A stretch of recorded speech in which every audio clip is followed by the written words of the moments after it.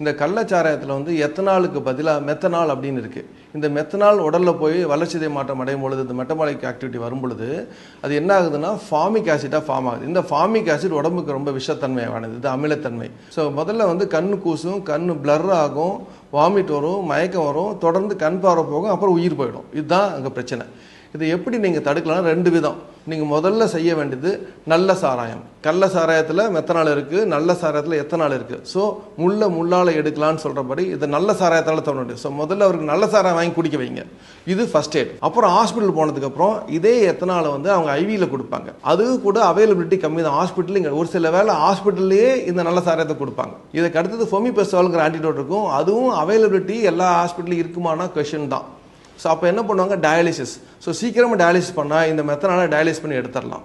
Late பண்ண முதல்ல கண்ணு போகும், பர்மனெண்ட்டாக போயிட்டு திரும்ப வராது, அதுக்கப்புறம் உயிர் போகும், ரொம்ப கஷ்டம்.